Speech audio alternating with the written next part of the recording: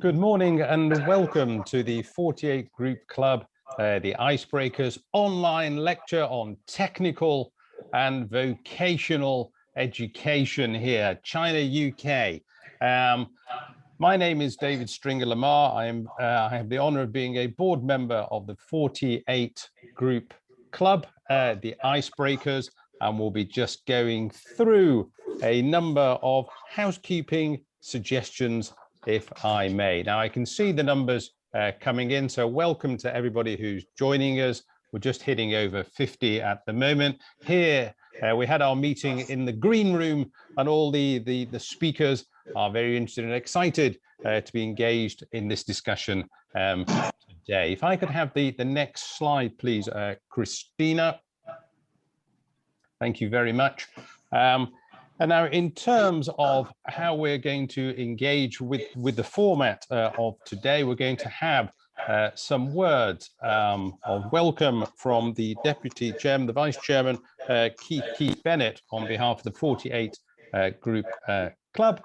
And then we're going to move into our lecture by our esteemed Professor David Phoenix. Then you will have an opportunity to put your questions to our speaker. So may I just draw your attention, well, I should draw your attention first to the fact that this session is being recorded so that we can share it with the many people who have asked us to do so. And at the bottom, you will notice there is a box called the chat function. Please use that to say hello to us. Let us know where you're dialing in from today. It's always interesting to hear where you're joining us from, and a little bit about yourself as well. On the question and answers, do put your questions in the Q&A button. There's also a function so you can vote for the questions that you like, and obviously that will drive up that question to nearer the top and help us in our selection of a Q&A. Now let us get moving then. So there's already somebody posting in the chat, so thank you very much for starting us off there and saying hello. So Christina, if we could move on to the slide, please. Welcome and introduction.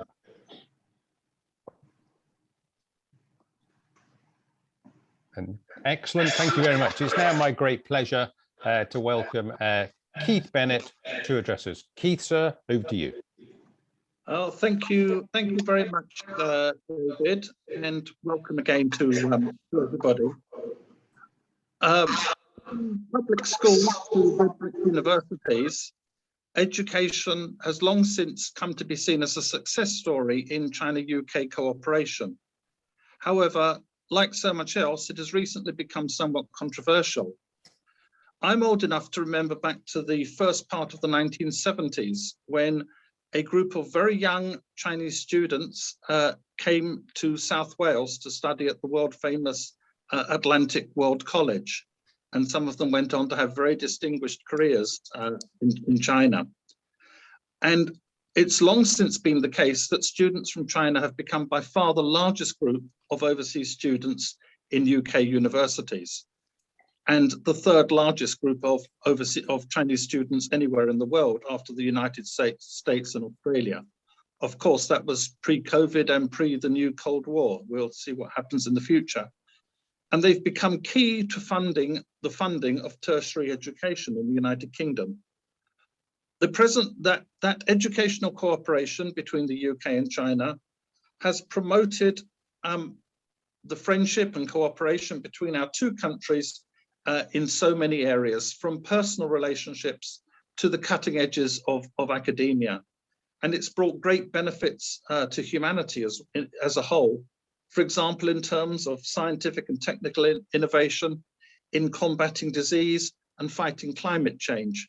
Just last night, I was reading on Xinhua about the progress that has been made in developing clean air technology by Chinese and British scientists working together at the University of Birmingham. But as I say, like other areas, this has recently become somewhat mired in controversy. We have newspapers like The Times running regular articles claiming that there are security issues in terms of cooperation on the scientific front. We had the Mail on Sunday opening its columns to Nigel Farage, who came out with what I think was a somewhat fanciful or highly fanciful story about some apparently nefarious attempt by Chinese to take over our legendary public schools. Now, against this background, under the leadership of Professor David Phoenix, London South Bank University is pioneering a new approach, one that is focused on technical and vocational education.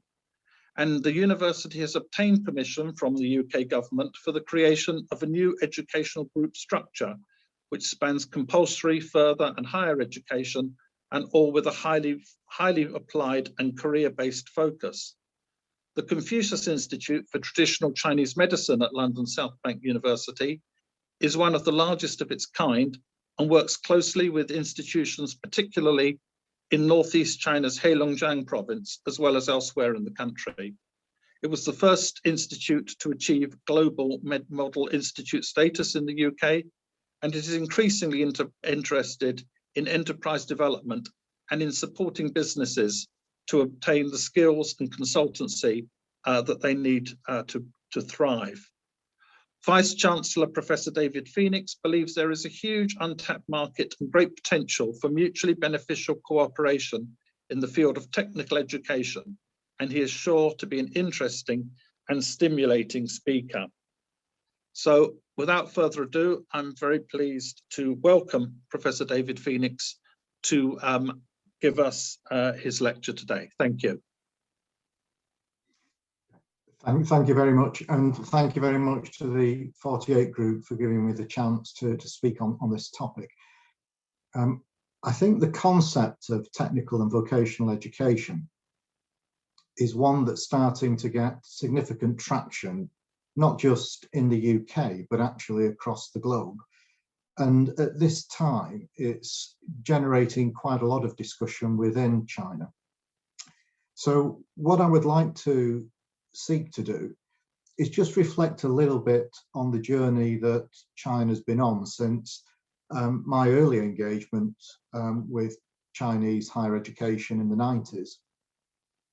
And then look at what I perceive the current challenges for the country to be, and why I think technical education is a solution that will help us move forward with some of those challenges. And hopefully that will tee up some time then for some questions later on. I think, as was said in the introduction, the one country which over recent decades has in many ways dominated international higher education has been China. After a peak of interest in Malaysia in the early 90s, the opening up of China in the mid-90s became a main focus for international collaboration strategies within the UK. And as was indicated, that meant that the UK benefited from a net influx of Chinese students and was one of the leading recruiters of Chinese students until recently, when it was overtaken by US and Australia. Indeed, in the 90s, I remember the approach from China at that time was focused on sending out young people from China to the West to learn from the West, not just about the knowledge and the subject matter, but also the culture and the engagement with business, so they could bring that back to China. And while many Chinese did stay actually in the West after study, the majority returned. And they have been part of an astonishingly rapid transformation that's occurred over the last 20 years. And that transformation has been driven in many ways by increased focus on manufacturing and production capacity, which has led to significant influx of foreign currency into China. That growth, that economic growth, and that change within the underlying industry, and followed by the influx of funding, would have been hard to handle for many economies, and would have resulted in large increase in labour costs and probably significant challenges around inflation. But China used that as a bedrock to enable it to invest in infrastructure projects. Initially, those infrastructure projects were in China, and more recently, as part of the One Belt, One Road policy, those infrastructure projects have expanded and to support developments in neighbouring countries and strategically important allies across the globe. The economic success that China's therefore had over the last few decades has not only supported further growth, but it's also fueled further expansion in terms of studying abroad for students from China. But whilst that gives benefits to China, as has been seen, the Chinese government quite early on saw the limitations of that policy if it wished to grow its own expertise. And it took the decision that China wanted to become a net importer of students. Now, to date, that led to a hybrid model where the majority of education was in China with some study abroad. So initially that might have been 3 years in China plus 1 year in the UK, for example. But over time, that's moved more and more to an expectation that there will be 4 years of study opportunity within China with the option for study tours overseas, but not a compulsory part of the programme. And that has tied into, I think, the growth in some of the Chinese educational establishments and the investment in that infrastructure I talked about. Chinese higher education has been a major beneficiary, and certainly many of the universities are not recognisable from the position they were in from the 90s in terms of the scale, the facilities and the infrastructure that they now possess. But those initial years of higher education growth in China, I think, were dominated in many ways by statistics. The number of students in higher education, the number of students going on to get a PhD, the number of publications produced by Chinese academics, and of course, that inevitable competition for rankings within international ranking tables. And that led to the growth of university giants, a massive expansion of higher education. But even with that growth, the needs of the higher education market within China still can't be met. It's logistically not possible at the moment to get to even a 50% participation rate within China, even though higher education within China is the largest higher education economy in the world. And by May 2017, there were nearly 3,000 colleges and universities across China, and 20 million students enrolled in the mainland alone, covering bachelor's, master's and doctoral programs. But when you think there are 75 million people in the 18 to 25 group within China, it means that we're still only at around 20–25% of that population engaging with education. And I think more recently, it's been recognised now that it's not simply about the statistics. Indeed, there's been a very strong base laid for higher education. But now what the country is looking for are tangible benefits that China can obtain from that education process. It's not simply about the number of people that are obtaining degrees or awards or the number of papers that are being produced. And that in part is driven by the move from China being seen from a strategy around made in China manufacturing to a strategy around designed and made in China, and the need to drive that by strengthening the STEM agenda.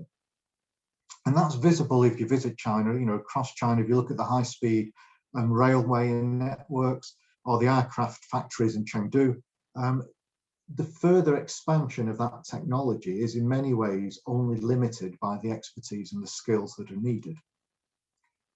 And I remember speaking a number of years ago to David Willits when he was the UK UK Universities Minister. And he was saying one of the challenges he was often getting when he took delegations overseas, including China, was that the feedback was that we were generating very high quality graduates, but when they went back to the home country, they weren't necessarily delivering the skills that were required by that country's economy and that country's industry. And in addition to that challenge of getting the skills match, it's also often forgotten that behind that shop window of technology progress and growth in manufacturing and industry, and there's a very large proportion of the Chinese population that's still agriculturally based. And there have been growing signs that this, if you like, left behind population in terms of income and opportunity needs access to the kind of opportunities that the more metropolitan areas have had. So what I've tried to do in that brief overview is identify that at this stage of growth in terms of the massification of higher education and further education in China, there are probably three principal challenges now. The first is to make higher education student population better suited to the workplace in terms of the skills that are needed by industry and manufacturing within the country. That's not to say that the Blue Skies research and the other activities that are being undertaken aren't important, but some focus needs to be put on developing and ensuring that the skills at the right level are being produced to support productivity and continued growth. There's also a recognition as the second challenge that there needs to be reform of the higher education curriculum to increase the level and scale of the applied science study.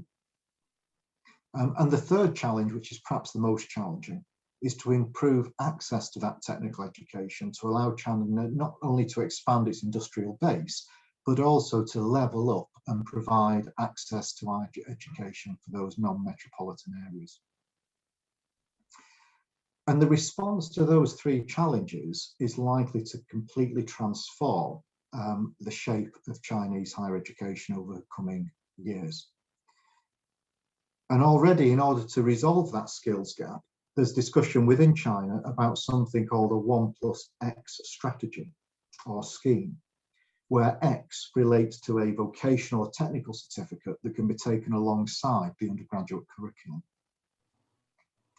In close to a dozen Chinese provinces now, universities and colleges are piloting this new 1+X model. And it clearly, I think, indicates the shift in thinking that's already underway in China and how higher education and vocational education are becoming increasingly valued. The students that will graduate from those institutions will graduate with both a traditional academic degree and a vocational certificate. And it emphasises, I think, the government's growing interest in training that leads on a path to a job or career. The pilot will focus on programmes that will graduate students into industries that are known to be short of skills and talent. And it's the first step on a pathway that will hopefully see as many as 50 Chinese universities transformed into universities of applied science. And the ambition is to do that within the next few years, not decades. So as usual within China, incredible ambition and drive to actually see this delivered. And in addition to that, the government has identified and announced a range of targets for teacher training that will see a significant shift in the proportion of lecturers and teachers that are not just academically qualified, but also have an appreciation and experience of the vocational, theoretical and practical skills. And it's hoped that half the teaching population will be able to merge the two. So we're now at a stage where to address this balance in STEM and vocation, and particularly looking at some of the applied sciences, the Chinese government started to roll out this upgrade of what they deem to be excellent further education establishments to give them university status and allow them to recruit directly from the Gaokao, provided, of course, that the curriculum meets the local industrial need. And as I said earlier, this is a true revolution in the approach to education. And I believe that there are opportunities here in supporting and partnering these new applied sciences universities that could use the 4+1 curriculum model as a scaffold to allow partnership between UK and Chinese universities around vocational and technical education. Perhaps, though, at this point, I should just pause and consider what is meant by technical education, because many countries have struggled to have impact when they've started out on these strategies.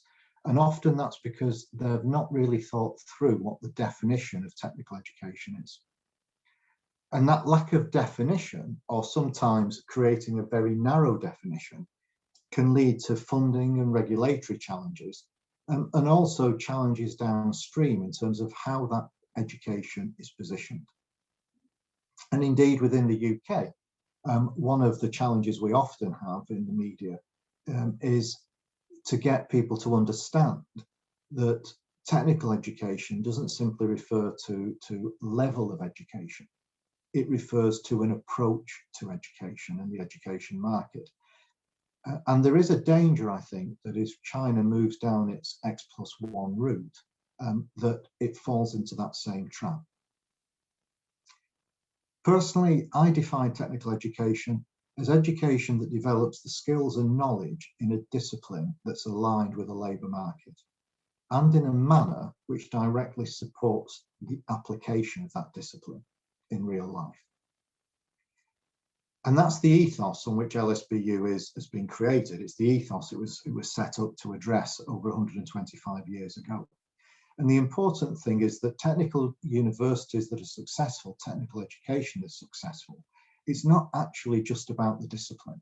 It's about the intent, and the intent through which the discipline is delivered and the way in which those institutions engage with industry. So, for example, under my definition, medicine would be defined as technical education. Engineering and science could be defined as technical education if the intent and the delivery mode was correct, but they could also be delivered in a very theoretical manner that does not deliver that intent and real world impact. So when we're talking about a technical university, or what is often referred to as an applied science university, we need to think both about what's being delivered and how it's being delivered.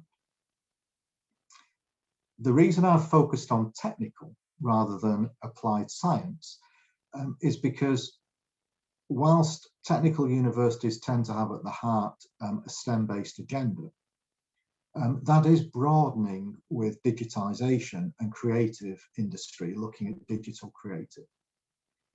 And also, business schools will often form a core part of technical universities, because one of the challenges in creating a productive economy is often in the leadership and management of the industry.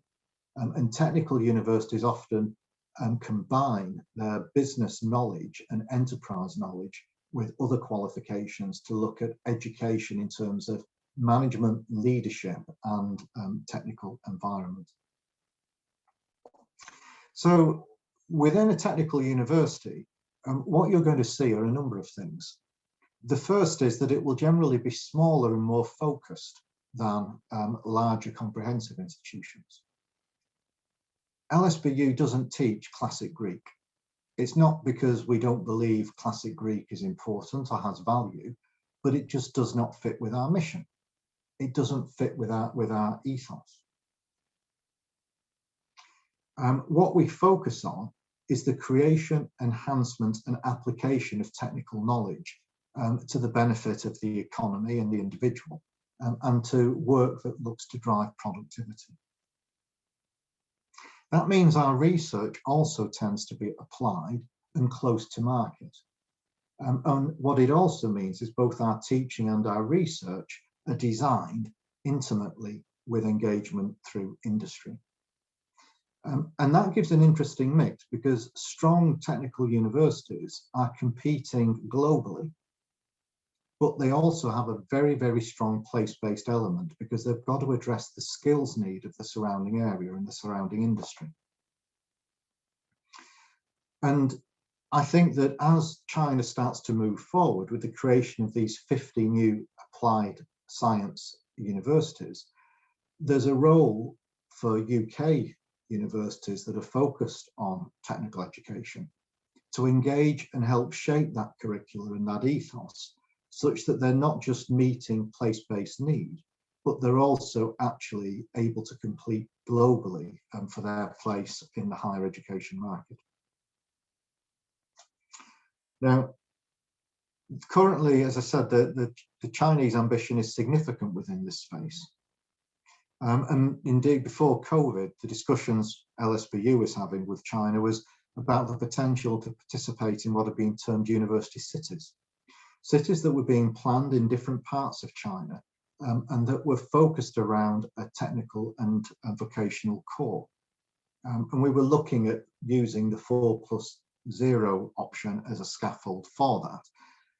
But what was of interest to us was the ability not just to support the education, but as a technical university to engage with industry and the skills agenda, and also to actually team up academics to strengthen that research base within applied research. Now, as has been said in the introduction, that means for as a technical university, we currently have two challenges in this agenda. The first has been some of the unhelpful publicity about China in terms of student exchange. The second has been some of the publicity about business engagement, which from a UK perspective is going to be an interesting debate, because with our ambition to grow our investment in research to 2.4% GDP, 2/3 of that will come from industry. And of that 2/3 that comes from industry, over half those industries are not based in the UK. So there's going to have to be, I think, some discussion over coming years about how we build that trust and confidence to enable us to appropriately work together as two countries around both education and business.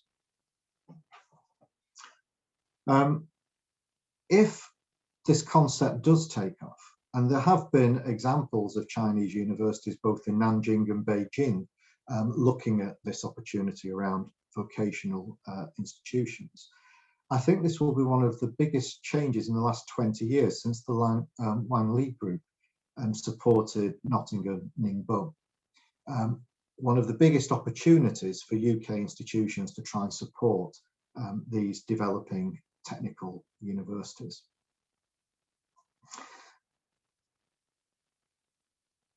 I think there will be a degree of reticence generated by some of the politics.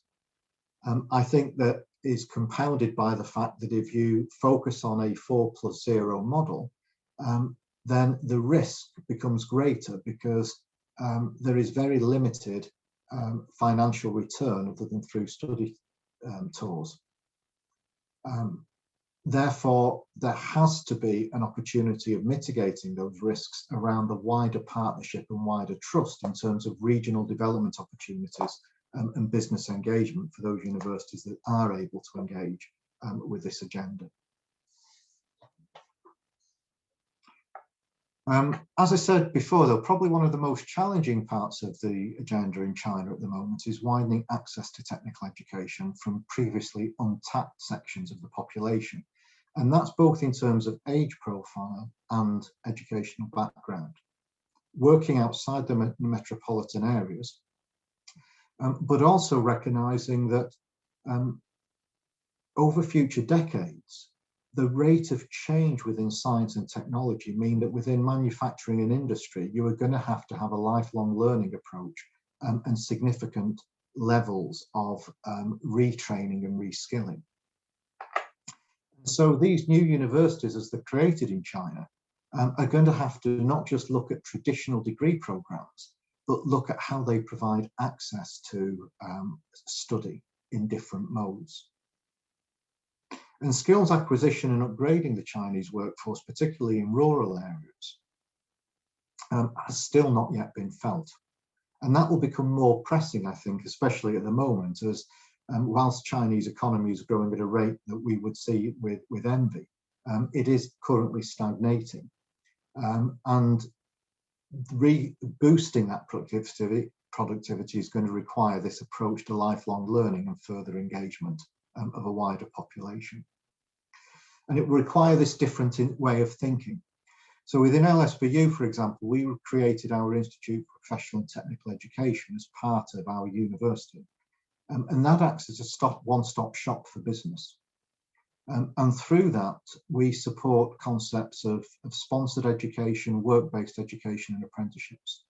And indeed, we have one of the largest numbers of industry-sponsored students within the country. The majority of those students, they're on part-time programs.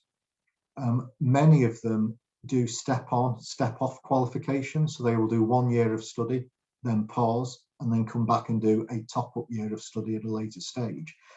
It's a very different way of thinking if you're going to meet industry's needs compared to traditional thinking around a 3 or 4 year degree program.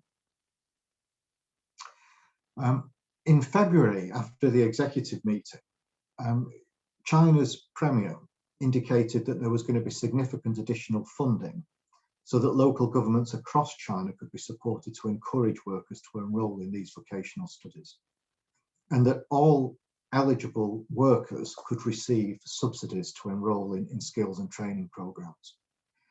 That's a vast market from a UK perspective and vast opportunity from China's perspective. And as the government's investing in those scholarships, then there will be a need for China to think through what it needs in terms of technical universities. But if technical universities are focusing on university level of education, they're also going to have to develop a network of technical colleges. And technical colleges are very different to technical universities. And that's why within our group structure, as well as the university, we have a range of academies to engage youngsters with industry from an early age. And we have also created a technical college that focuses on pre-university study and first year of university study. And that enables us to create educational pathways where a company can come to us and we can provide them with training opportunities across all levels of education through our group structure, while still allowing the university to specialise as a university and the technical college to specialise as a technical college. What the group does, it creates learning pathways so that none of those qualifications are dead ends and that all of the qualifications build in lifelong learning ethos. And that, I believe, is the point at which China has a vast opportunity, because they've indicated the investment in their applied science universities. They've indicated investment into access to educational opportunity for these communities that have not traditionally been engaged by age or location. Where the opportunity has to be realised, though, is how those twin strands of investment are joined up, and how the importance of technical universities are seen as distinct but linked to the need for technical education in colleges and, as with the German system, in schools. So in conclusion, I think there's a revolution currently in Chinese higher education, especially around technical, and I think that's going to accelerate. If you look at the schedule, it's impressive. And I think, therefore, there are opportunities for institutions overseas that have been on this journey, that actually understand the complexities of not just providing access to education, but joined up education that meets the needs for industry and regions to really support that journey. And I think that part of that has to be based around continued dialogue and exchange to make sure that we are building that shared understanding of the strengths and weaknesses of both our countries and how we can work together collectively to benefit both our peoples. I'm going to stop there and I'm happy to take questions. Well, thank you very much, David. I'm sure that very interesting lecture has given everybody a lot of food for thought. We have about 15 minutes for Q&A, and the Q&A have been pouring in. I'd like to, both on the function here and submitted in advance, I'd like to begin by putting to you a question that's been sent in by John McLean, who writes, Nelson Mandela said that education is the most powerful weapon which you can use to change the world. How can China use education to positively change the world? And how can the UK use education to positively understand China? I know that sounds a bit like another lecture topic in itself, but if you could maybe summarize your views on that in a couple of minutes, that would be great. I think it could be a lecture topic, but it's a statement that I very strongly support, because education, when done well, is not simply about subject matter, and it's not about training. Training is simply teaching somebody to do a job or apply skills without thinking. Education supports people to think and to appreciate differences, and we know from the research that's been done, there are a range of indirect benefits, both to the individual in terms of their life and their opportunities, but also in terms of society, because of the broader appreciation and understanding those individuals have that have been through the educational system. So I'm a strong believer that education provides opportunity to increase shared understanding. But it has to be education, not training. And it has to be education that has a purpose and delivers what's expected. So in the case of technical education, the additional focus often is on careers and alignment with employment sectors, which can lead to significant opportunities for people to better themselves, as well as supporting economic growth. So I am a strong believer in those aspects. In terms of the two countries, there are different approaches to education. Indeed, it's interesting that if you look, for example, at some of the pilots that have been done in early years math study, a number of the Chinese approaches have been adopted in terms of some of the rote learning and some of the testing to try and ensure that people are developing core skills in terms of mathematical education. I think in higher education, there has to be the opportunity for both countries to engage as friends and partners, and to challenge and debate issues where there are different views. And I think that that is a sign of maturity and strength, and I think it will further develop that shared understanding and that partnership approach. Oh, thank you very much for such a succinct answer. I'm going to try and get through as many of your questions as I can. One is from Professor James Crabb, who thanks you for your excellent overview, and says that one issue was that there were not enough jobs in China for the many talented higher education graduates. Do you think that their new strategy will help? And do you think that British further education can help them to develop their technical education? Yeah, there's been recently a reduction in graduate employment within China. That's true, but at the same time, there is a significant growth within the industries within China, and a need for people with key skills.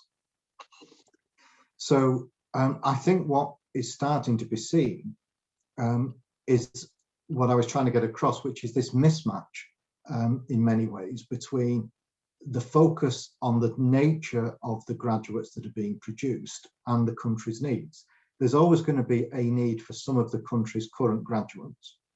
But what's missing is this focus on technical that develops courses and curriculum in collaboration with the industry to meet the needs, and that will lead to key employment. And it may well be, as I said, that some of those qualifications don't need to be full 3-4 year degree programs. They could be shorter courses that enable people to develop skills initially at lower levels to support work as technicians. But in those cases, the qualifications have to be built into a learning pathway such that people can, through their own development, if they wish to, top those qualifications up to obtain degrees. So I think that we know there is a clear demand in China for people with higher education level skills. The question is getting the fit with the programs, with the skills that are needed. And that's where I think the applied science institutions or technical universities have a really strong role. And I suspect that you will see, as you've seen in the regeneration of some of the Rust Belts in America, that where there is a lead institution that looks at those skills requirements and acts as a facilitator, working with industries and colleges and schools to create that ecosystem, that you will start to see different regions flourishing and attracting more investment in terms of industry. Well, thanks very much. I'm going to put another two questions as short questions together, if I may, at this point, that have been sent in. One is, what can the UK learn from China with respect to vocational education? And the other is, do you think that more UK universities will look to open joint campuses in China? And what do you think of that strategy? The joint campus one, I think that the challenge that's going to be existing around some of the technical opportunities will be that if there is a focus on reaching communities that haven't necessarily been reached before, that there could be a challenge in teaching in English. I think the courses may be in Mandarin. Now, there may be ways around that because there are a heck of a lot of very, very good English speakers in China that could help build that bridge. But I think that, combined with a model that is fully taught in China, increases the risk profile. So I don't think there will be a rush of institutions, but I do think there'll be institutions like LSBU where it's not simply about the campus, but it's about the technical education eco-structure and the ability to link into industries and areas. So when I set up an innovation center in Shenzhen a number of years ago, for example, the access that gave to links with Chinese universities and businesses around things like nanotechnology were very significant. So I think for those institutions where the mission fits and the ethos is right, I think there is an opportunity for campuses to be opened up that can add real benefits to both countries. In terms of lessons learned, I think both countries are on a journey. And I think that the lesson the UK could most learn, if China gets this right, is to ensure positive messaging and support for vocational education alongside other forms of education. Within the UK, it's often positioned as something that you do as a second option if you don't follow a standard route through A-level and to higher education. In countries that are really successful, technical education competes with other forms of education and is as competitive globally, even though it produces local focus, because the outcomes that individuals achieve and the links to industry are truly valued. So I think the current strategy that China's adopting, I have a slight worry that the X+1 model can see technical as an add-on rather than a core requirement. And that's the bit I would say we can add and challenge China on. But their promotion of vocational education and the recognition that they need to align that education with opportunities for further employment and levelling up, I think that as that agenda develops, the UK will have lessons to learn from the way that's approached.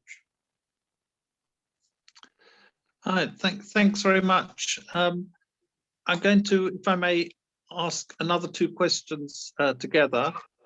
The first is from Hu Min Chan, and she asks, some of the UK universities need to reform their approach in higher education in order to accommodate the market need in China. They also need to up the game in ranking as China is catching up very, very quickly. They are absorbing from the whole world, not just the UK. My question is, she writes, how can all these opportunities benefit the UK for its own growth and development in higher education going forward, rather than just taking it as a service to support China's growth? And the other one I want to put is, Martin Barrow asks, what more can be done to work together with China on visa simplification to ensure the UK is seen to be open and welcoming to students from China? Yeah, I think that the first question is key, and I think that's where what I tried to emphasize when I spoke was the importance of a partnership model, and that within this space around technical, I think there is the opportunity to look at partnership or campus development opportunities. And the reason for that is, within a partnership model, it's not service-led. The engagement is not just about the education, it's also about the engagement with research agenda and with business engagement. And that is where I think UK universities will not just provide benefit, but gain benefit, as in any strong partnership. It's seen as a partnership of equals, bringing together things that can actually add value. I think that as China continues to grow, and actually this isn't just China, countries across the globe will continue to grow over the coming decades. Then it's going to be those partnership models that are broader and deeper, that really add value to both countries and which will be sustainable. Because service models are exactly what it says, they're service models, and they're susceptible to whims and changes, both in terms of politics or direction, or just in terms of mood or opposition. So I think it's really about the depth and the strength of the interactions, and not just seeing this as just about teaching exchange. It's about wider exchange. In terms of the visa question, I think that the UK will have to address a number of issues post-Brexit. Some of those will be challenges, but there are also significant opportunities. And one of them, I think, is that there is, I'm seeing, a real interest from the UK government to review its approach to visas and to exchange. So, for example, the funding that's been put into the Turing Exchange programme, which will enable exchange of UK students and staff with overseas countries, has been made available across further education and higher education, so it fits well with technical. And I know that China has already said that they have some match funding that they will put aside to support those exchanges from the Chinese partners. So I think that UK government is already looking at supporting exchanges post-Brexit. Chinese government has said it will match that support and believes there's opportunity there. And the Home Office, certainly I've found in the last, well, I'd say the last 12, 18 months, much more engaging and open to how we can facilitate and support work around exchange. And it's interesting, I think, that during some of the unfortunate media coverage we've had in the UK post-COVID, there was not only a strong push from UK universities to try and make sure we were supporting our Chinese students, Chinese staff and exchange visitors, but there were specific directions that came out of government to universities to say that there was concern about the media coverage, and that they wanted to ensure universities were doing all they could to support colleagues and students from China. So I think that there is a change, that there may well be at times in the papers a different mood music, but what I'm seeing in the Home Office is a change in mood around visas and exchange and support. Thank you, David. That's a very encouraging answer. It's good to hear. We've got time for just one more question, and the one I've picked out is one from one of our board members, Mei Sim Lai, who points out that there has been a mixed reaction recently to Confucius Institutes in the UK, and she wonders, what is your view about the future for Confucius Institutes? And obviously that's something of great concern to LSBU. Yeah, I've been a supporter of Confucius Institutes. I agree that I think that I greatly respected Madam Su Lin when she led Hanban. I think it's been an amazingly successful initiative around soft power from China. I think it's incredibly successful in terms of that perspective. And indeed, in the same way, the British Council has done a number of similar things over the years, but perhaps not on the same scale. Our Confucius Institute has around about 100 Chinese teachers a year, or pre-COVID, we did. And we support over 50 schools in London with free Mandarin lessons, which they wouldn't have access to without that Confucius Institute. So I think it's a strong initiative. I think in the next stage of iteration, rather than volume, I think there will be a focus on the quality of the Confucius Institutes and clarity on what they're actually delivering, rather than simply on cultural exchange. So within our Confucius Institute, for example, whilst we have done work looking at the interface between Chinese medicine and Western medicine, so looking at, for example, using science to look at underpinning science of acupuncture, or looking at herbal remedies to look at extraction of agents, active agents. Where we're seeing that going is looking at potential to fit more with our mission and support enterprise and business links, and support cultural understanding around UK businesses that want to work in China and Chinese businesses that want to work in the UK. So I think they're doing a positive piece of work around cultural exchange. I think there will need to be a degree of refocusing and consideration of quality, not simply volume, in the future. And as I said, we're focusing on enterprise and business engagement to support that quality.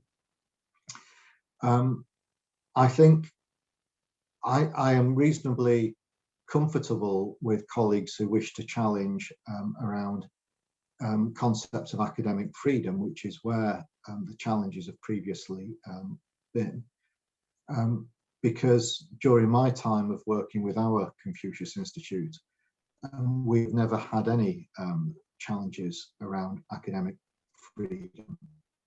The Institute is associated with the university. It supports us with a range of cultural awareness programs.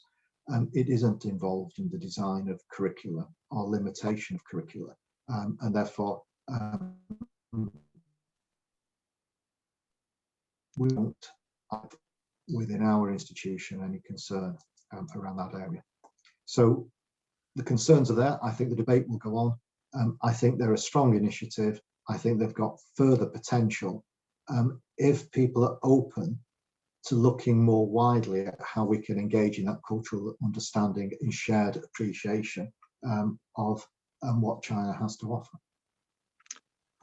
Thank you very much, David, not only for your lecture, but for your very, very thoughtful and if I may say so, perceptive answer to the questions.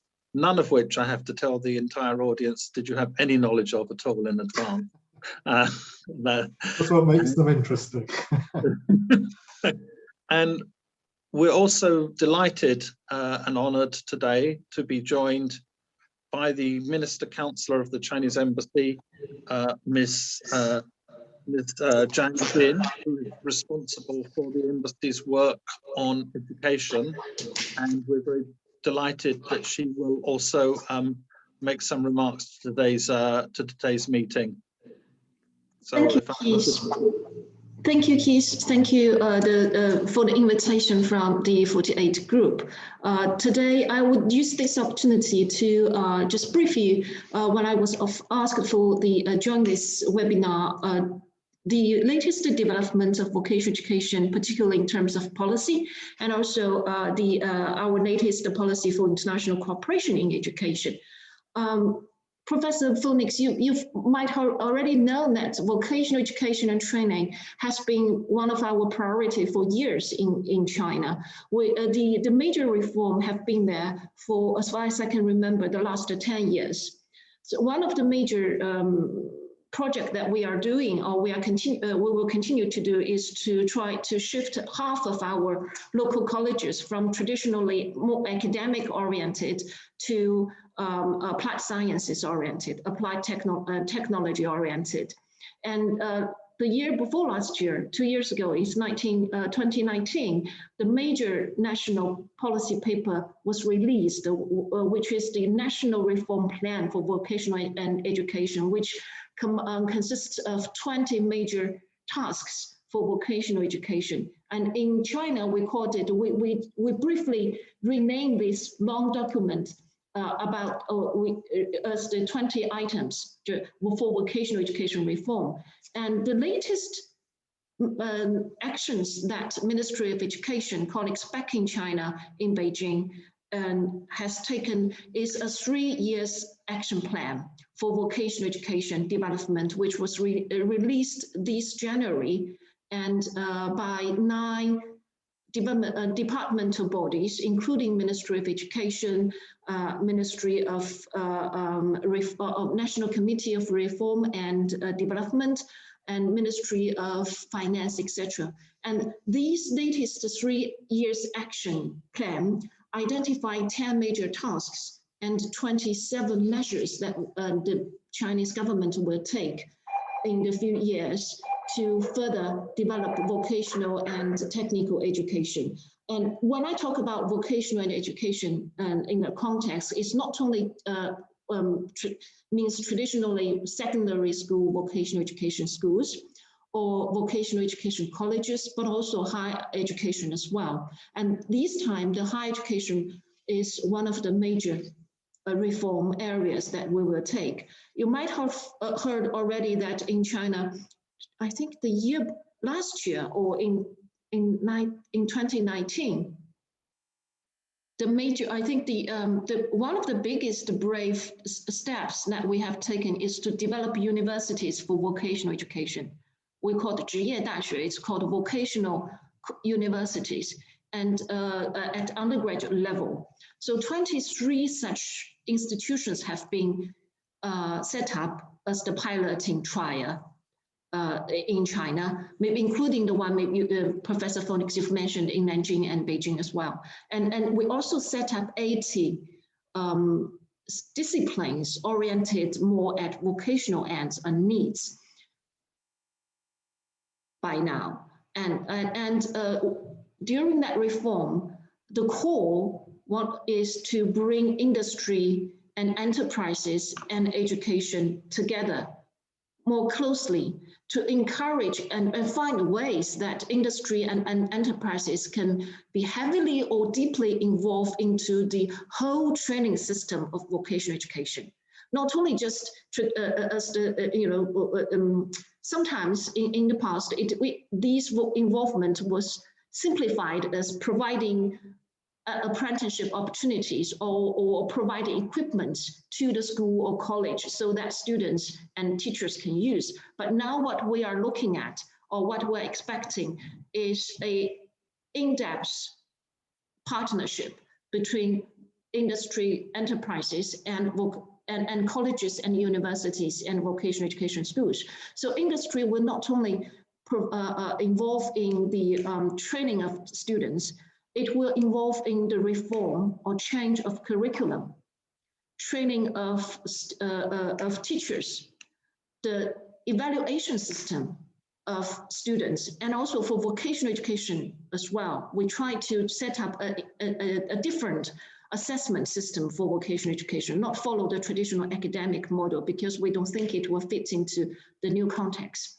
So these type of new reforms that we are taking is to solve the problem that Professor Phoenix mentioned several times during his presentation, is how we can equip our students with the necessary knowledge and skills that are needed by the industry when they graduate.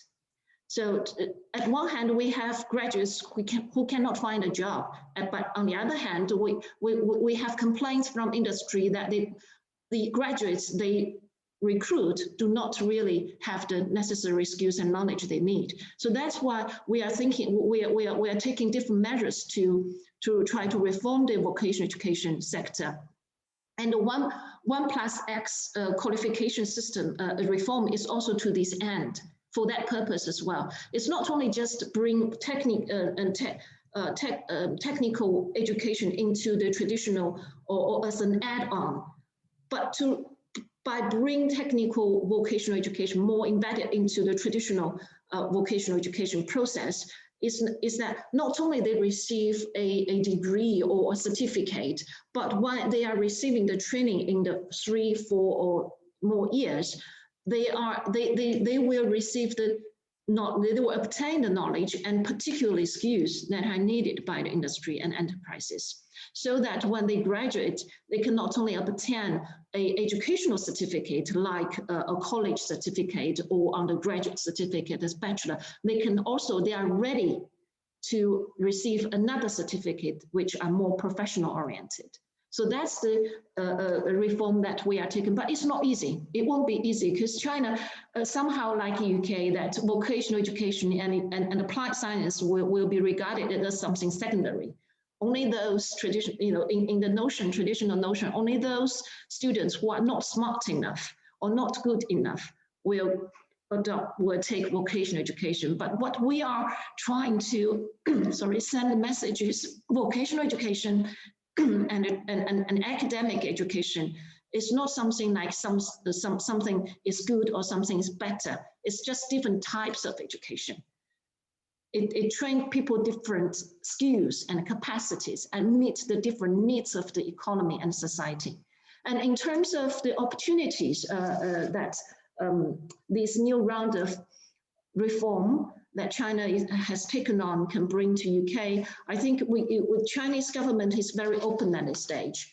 Last year, we issued a national policy paper for international cooperation in education. That is the only, I think, as far as I can remember, in the last 20 years, the only national strategy for international cooperation. And in that document, we have specifically promised that we will expand international partnership in education at all levels. So that means not only the traditional higher education level, but also vocational education, primary education, and teacher training, for example, as well. So we are welcoming new initiatives, new ideas to take, use this new opportunity and to bring new models of partnership to China. So, for example, we are inviting companies, enterprises, to directly partner with universities to develop joint schools or joint colleges in China. So the participating enterprises will enjoy some preferential policies, such as taxation and seeding funds, and so that they will, to encourage them, have the initiative, enthusiasm to be the partner. And by being a partner, they will be invited into, for example, take part in the recruitment of the students. the redesign of the curriculum, set up of the learning objectives, take part in the whole assessment of learning and teacher training as well. So we are taking try to take a systemic approach to involve enterprises into this new type of reform. And enterprises from UK or UK enterprises in China will also be warmly welcomed in this initiative, in this new round of expansion of international partnership. Dr. Bennett, I will have much more to say, but I'm conscious about time limitation. I won't take you much more time, but the last thing I want to say is just to respond to what Ms. Bennett just said earlier at the beginning of this webinar, and Professor Phoenix also mentioned by answering one of the questions, is now we are seeing increasing intense between China and UK politically. And these kind of increased intent, many of the newspaper media reports saying that China is trying to buying the UK private schools or intervening with academic freedom, etc. But I think Chinese government never have the intention to do anything like that. And these types of different, how can I put it? Just the advocacy of China, UK, and should be disconnected in terms of education, or more scrutinization should be taken on, etc.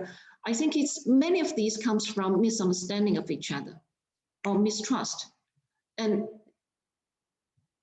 particularly during this moment, I believe that as education professionals, we need to do more to bring young people together, to understand each other better, and with that mutual understanding, then we can build up trust, cooperation, and friendship. And otherwise, there's no future for either of us. Nobody will benefit from it. As Professor Phoenix said, just education is to teach people how to think, to appreciate the differences. That's what education should do and need to do. And particularly during this difficult time when political, geographical tension is increasing, as people like us, we need to do more. Schools, colleges, and universities, and ministry staffs in Ministry of Education, I think we need to do more to create more opportunities to bring our young people together so that they can understand each other, they can appreciate the differences of the other side, and respect the differences, and based on that, build up their own friendship and cooperation. Thank you. Minister Counsellor, thank you very much for such a wonderful and heartfelt and factual presentation.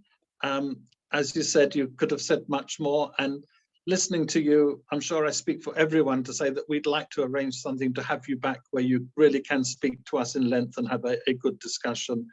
And I'd like to assure you that that cause of building mutual understanding and mutual trust is something that the 48 Group has been committed to for very nearly 70 years. And we will continue that no matter what.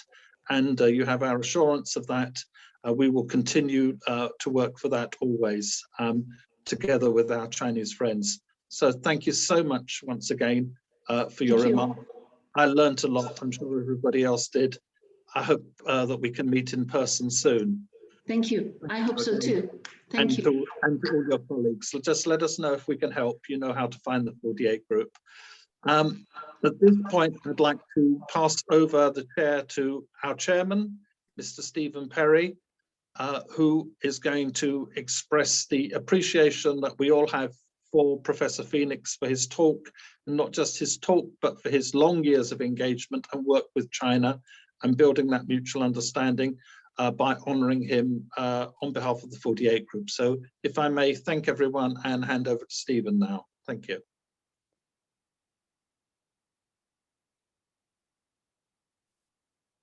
Chairman Perry, great. Now is the time for you to announce as we have on the screen, the award of the Club Fellowship to Professor David Phoenix, OBE DL. Christina, may I ask you to stop sharing the screen now, and then we can have Chairman Perry in full glorious technicolor, as we used to say in the old days. Chairman Perry.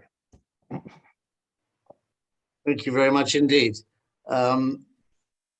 Keith, thank you very much indeed for handing over to me. I think I'm actually doing your job, as you are chair of the Fellowship Committee, and it is you that has arranged for this honor to be given today, and it is a very suitable honor, and I'm delighted to be asked by you, Keith, to fill in or to do this part today.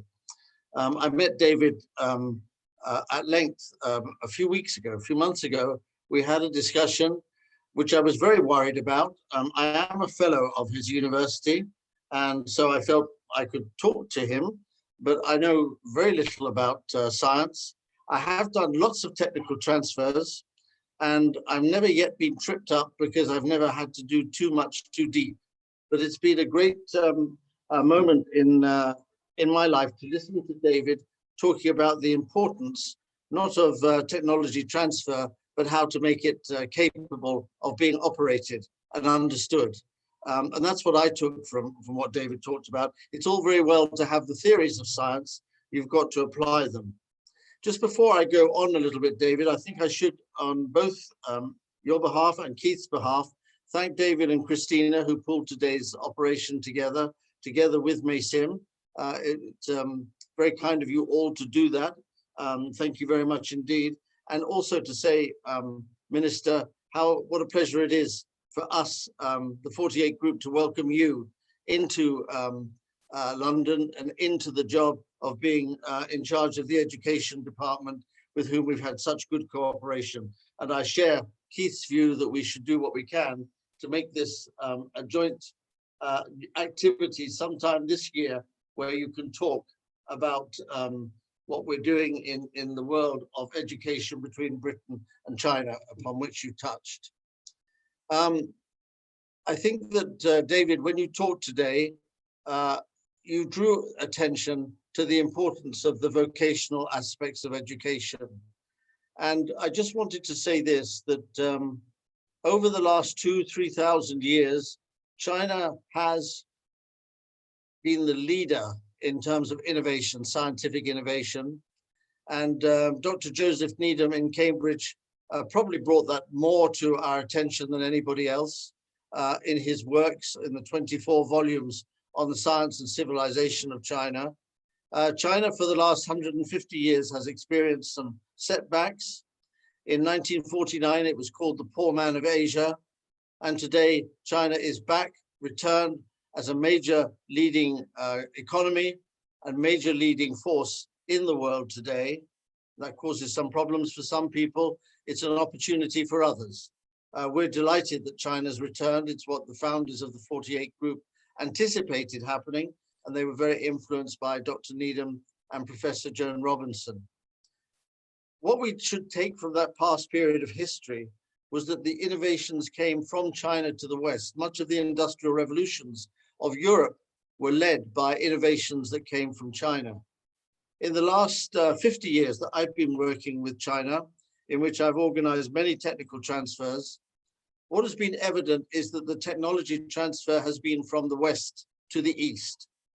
Now we're going through a period of great change. Asia is becoming the leading continent of the world, and within Asia, East Asia is the leading part at this stage of Asia's development of Asia. And within East Asia, there are all the countries of ASEAN, there are the countries of China, Japan, South Korea, and many other countries will join what I see as the emerging Asian Union that will sit there together with Europe and North America in solving the major global problems that face humanity. If we don't face them, the health and the climate warming, then we will have serious problems for our grandchildren and great-grandchildren. So the movement of technology will begin to come in the other direction. And it will be very important for us to be able to understand and assimilate Chinese technology as our forebears did over many years. David, you've turned our minds to think about this very complicated question of how do you prepare young people to be able to fulfill their roles in the science and technology of the world. And that isn't about how to make a bicycle or how to make a kettle. It's about AI, artificial intelligence. It's about big data.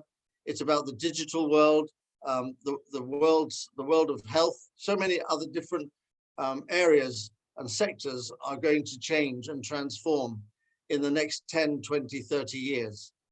Thank you, David, very much indeed. You are the one that brought our attention to it. And for this reason, Keith and his committee, of which I am one, wanted to give an honor that is significant for us. We hope it is for you. And we will give you a physical form of it.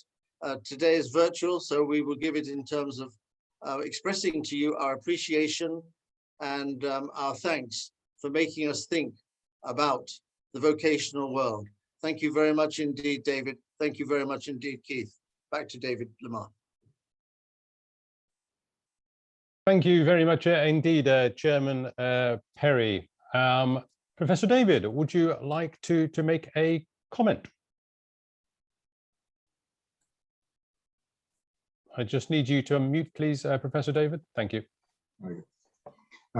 Yeah, if I can just thank the 48 group for giving me the fellowship.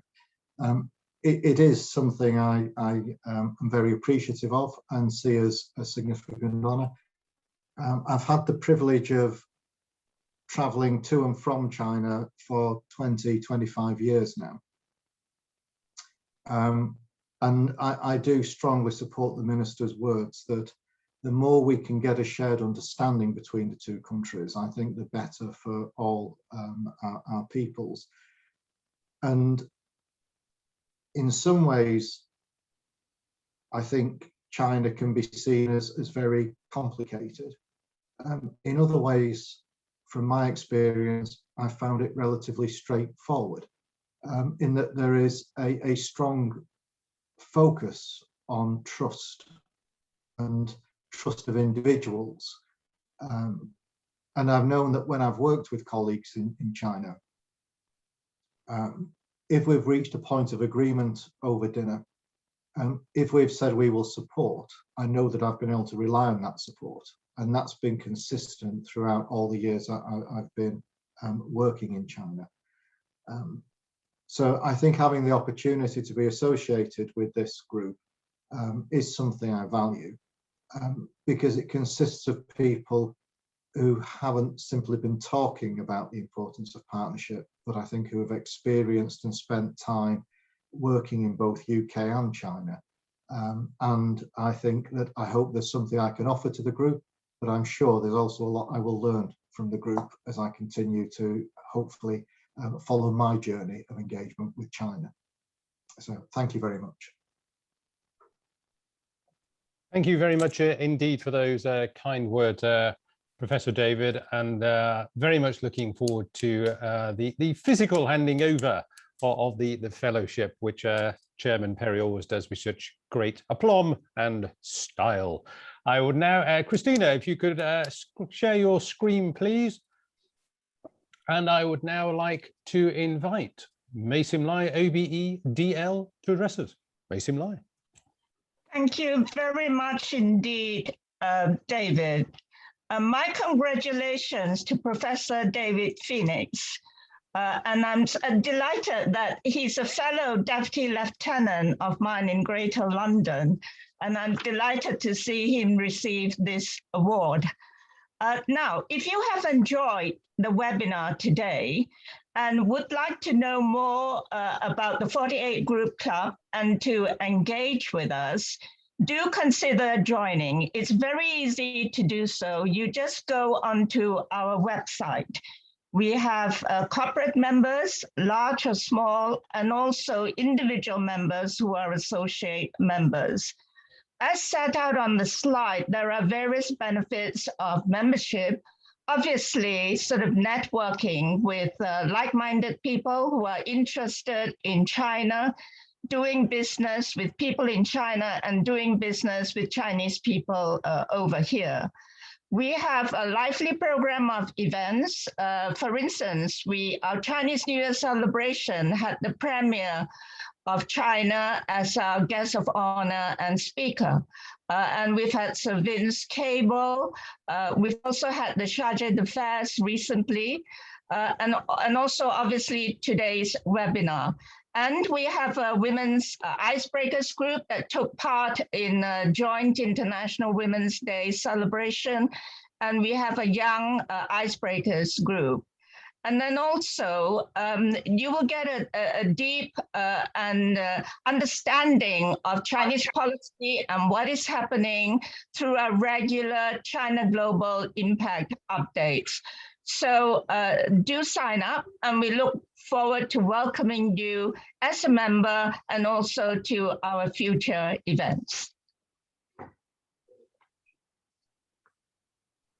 Thank you very much indeed, Maysim Lai.